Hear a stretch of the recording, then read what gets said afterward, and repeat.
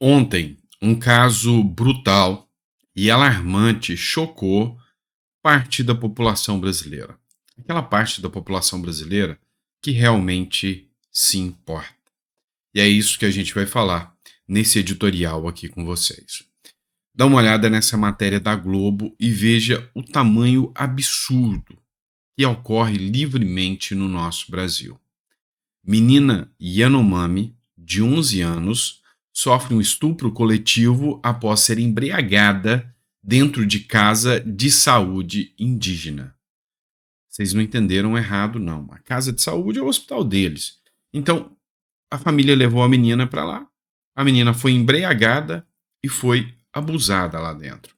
Suspeitos, e me dá nojo de uma matéria desse tipo, me dá ranço desse tipo de matéria, quando você lê assim. Suspeitos são dois adolescentes de 15 e 17 anos, tadinhos, e dois jovens, somente jovens, de 21 e 27, suspeitos, presos em flagrante.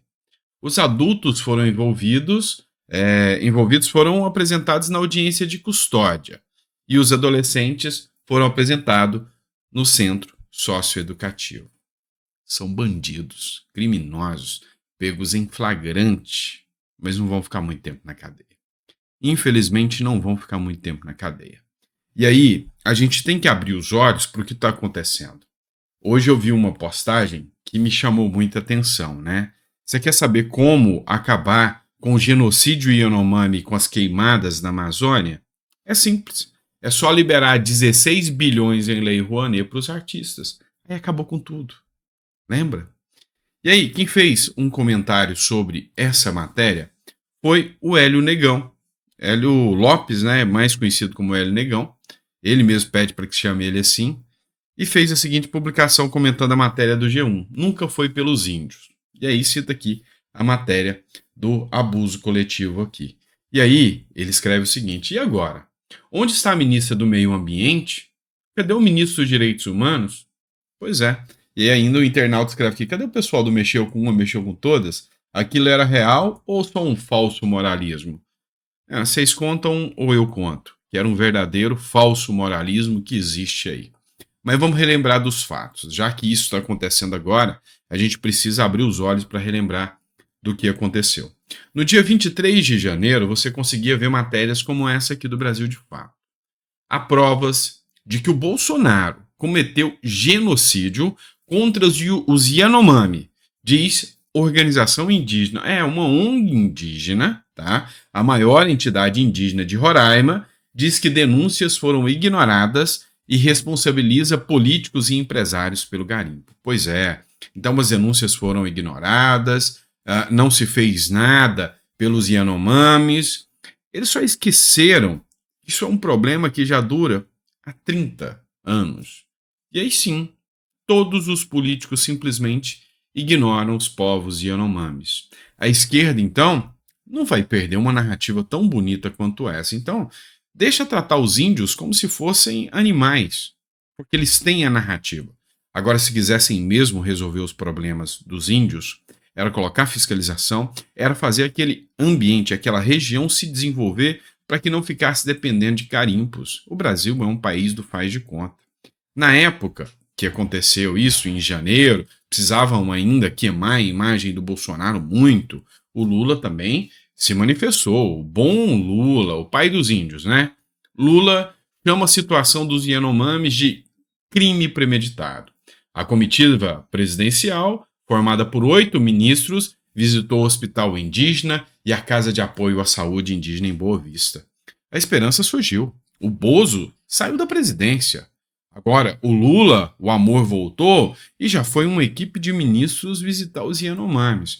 Teve até um ministro do Lula que mandou não sei quantos milhões em chips de celulares para os Yanomamis. E aí sim eu gostei. Por quê? Porque tem que realmente trazer os índios para a sociedade, trazer eles para o desenvolvimento e não deixar eles lá morrendo de malária ou abusado por criminosos. Só teve um detalhe: mandou os chips, mas não tem internet, não tem linha de celular, não tem rede lá. Você mostra a competência dessa turma do amor. E aí, depois de ter provas, produzidas por ONGs de esquerda. Depois de ministros do Lula terem ido lá, depois do Lula falar que isso é inaceitável, a gente tem que resolver isso, veio o STF. E o STF mandou fazer uma investigação, tá, do governo Bolsonaro por crime de genocídio contra os Yanomamis. Então o STF agiu certo. Se tem crime contra os Yanomamis, tem que investigar. Todos os governos, né? Ministro Roberto Barroso quer saber qual foi o envolvimento de autoridades do governo anterior para a degradação da situação dos Yanomamis e também ordenou a expulsão do garimpo ilegal. É só dar uma canetada, ó. Acabe os abusos, acabe os estupros, acabe o garimpo e resolveu. Escreveu na caneta toda poderosa, já resolveu o problema. E investiga a causa. A causa da tragédia Yanomami era o Bozo. Será? Vamos lá. Eu ouso discordar. Olha só essa matéria aqui, que foi divulgada na Gazeta do Povo, que diz o seguinte: governo interrompe relatórios semanais após registrar altas de mortes Yanomamis em 2023. O que isso quer dizer? Eu te explico.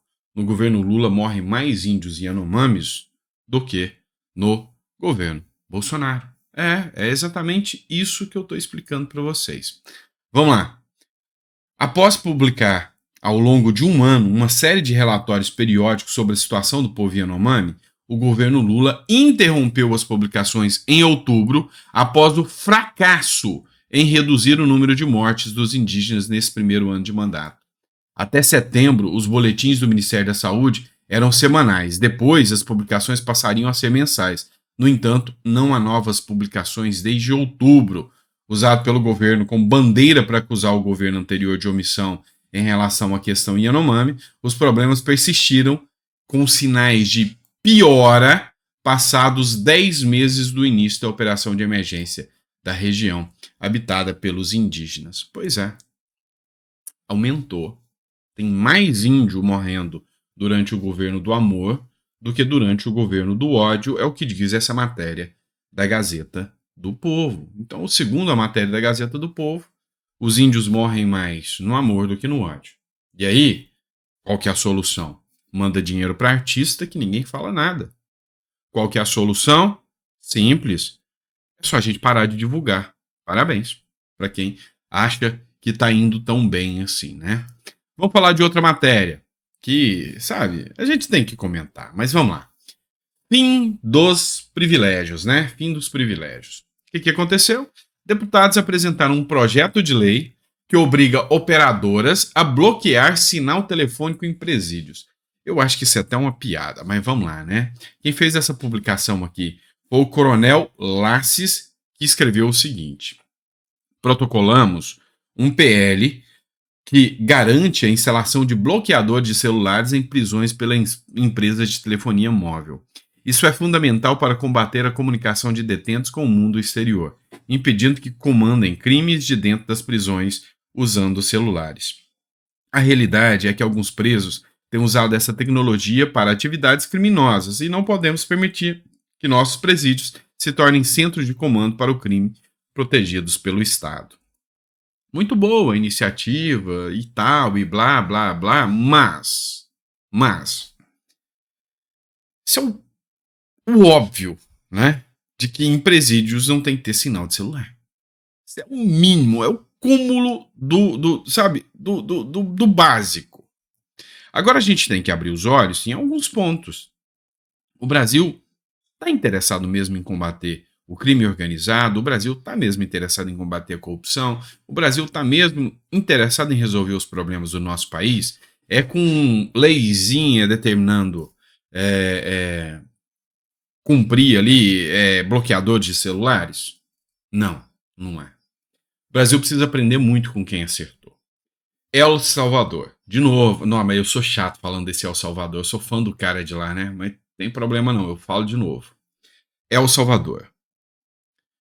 Bukele é o presidente de El Salvador. Ele pegou o país destruído. E aí, o que ele fez? Criou grandes presídios. E ele fez questão de não separar facções criminosas dentro da cela. Ah, mas um vai matar o outro. foda-se. Se dane, deixa. Se vão se matar é porque são animais. E se são animais, não tem que estar em sociedade. Não concorda comigo? Então começa por aí. Ah, mas os caras são da mesma facção. Dane-se.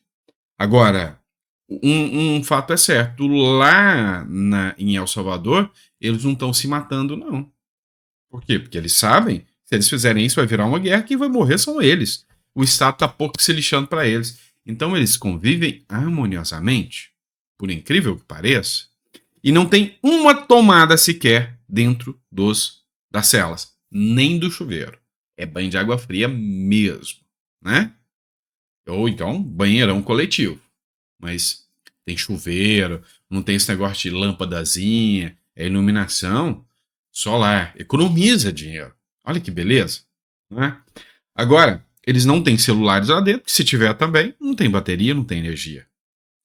Eles não podem planejar nada. Você imagina se eles tiverem acesso a telefone, e aí o cara do Comando Vermelho, do lado do cara do PCC, falando, ó, nós vamos estar passando com um caminhão de droga, tantos comboios assim, assim, assim, vai passar pelo lugar tal, vocês vão recepcionar em tal lugar.